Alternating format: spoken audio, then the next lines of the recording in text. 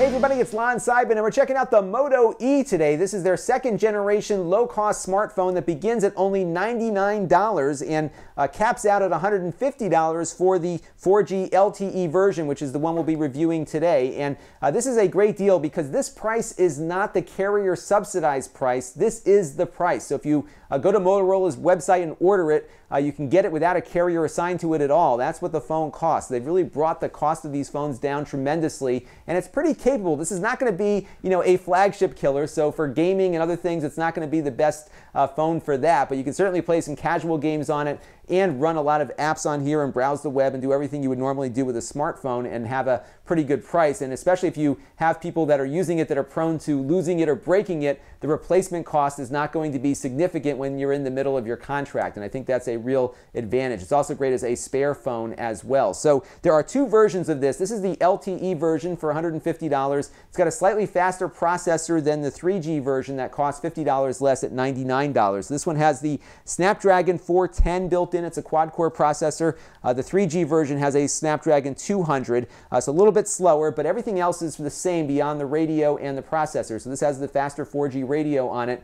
But the screen is the same. You've got a 540 by 960 display, 245 pixels per inch, so one of those super high resolution retina kind of displays, so you're not going to see a lot of pixels on the screen. The clarity isn't too bad. As you can see it here on camera, it looks pretty nice. Not as nice perhaps as the Moto X, which is their flagship phone, or the Droid Turbo, which is kind of the faster version of that one, but it is certainly good enough for this kind of activity, browsing the web, maybe looking at YouTube or doing other smartphone kind of things. It certainly looks a lot nicer than a lot of phones that might cost a little bit more, or maybe a little bit less, but really as far as cheap phones are concerned, this is probably one of the nicest displays that I have seen out there. It's got 8 gigabytes of onboard storage. You can supplement that with a SD card, and I'll show you how to get at that in a minute.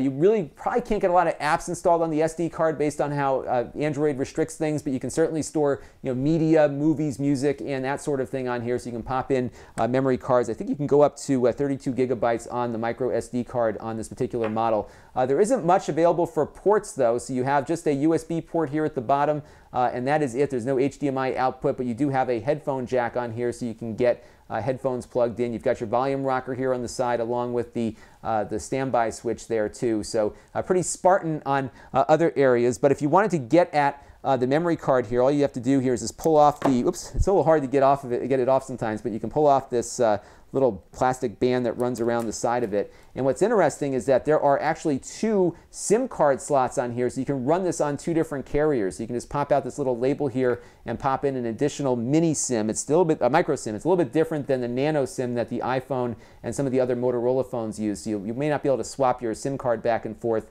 between your other phones, but if you have multiple carriers, if you're traveling around the world or something, this is giving you a lot of options for that, and you can put the micro SD card in over there. By the way, it has a gigabyte of RAM, so it's a little bit less than what you'll see on some of the newer smartphones that might have 2 gigabytes or 3 gigabytes of RAM.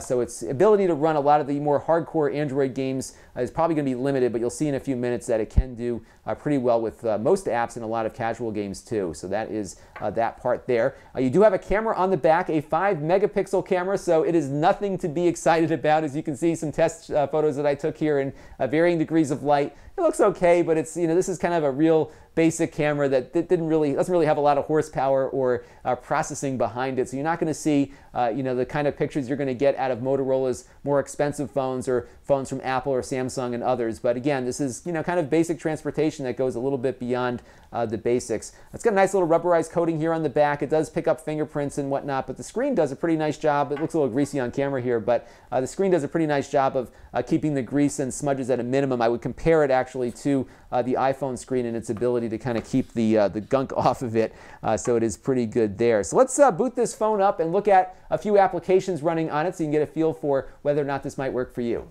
So the Moto E is running the latest version of Android that is 5.0 Lollipop. It runs really nicely on here, actually. It's pretty much a stock Android experience. They did put on some of the Motorola gesture controls, so you can kind of move the phone with your wrist to call up the camera here, and a few other similar kinds of things. They have another function where when it's on its lock screen, you can just run your hand over the phone without touching it to see what your notifications are. They have a means of popping into an app directly from that lock screen as well if there was a notification that came up. But that's pretty much the only real changes they've made from an otherwise stock Android installation, which is very nice. It runs most of the apps that I've thrown at it really nicely. So here we are running YouTube. I can just click on one of my videos here and start playing it. It comes up very quickly. So as a multimedia device, it's really pretty capable and good enough really for a lot of what you will do on the multimedia side. Now you can play games on this device, but again, remember it's only got a gigabyte of RAM, so it's not going to play some of the crazy hardcore games that are out there, but it can get by. But I do want to show you the 3D Mark benchmark results first.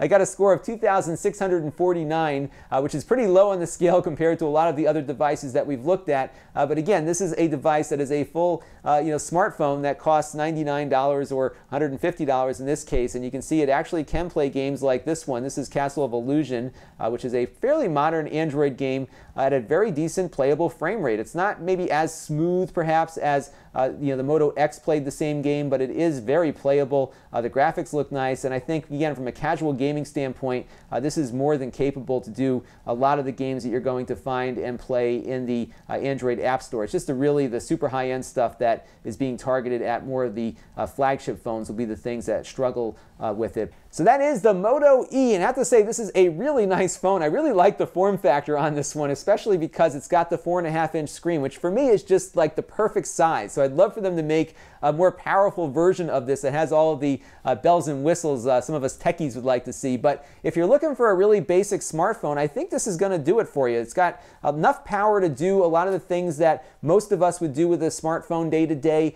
So all the things like taking phone calls and emails and doing some light gaming and some video playback and whatnot should work very, very nicely on here. And the best part is the price. So you're paying $150 for this 4G version, but you're not committing yourself to a carrier for any length of time. So you can buy this pretty much without any kind of contract commitment directly from Motorola and use it on whatever carrier you want, or maybe put in 2 SIM cards and pick your carrier of the day if you so choose. So a lot of options that this provides. And even the battery life is decent. I got a full day of usage out of it, just like I do on my iPhone and some of the other flagship phones that I've tested.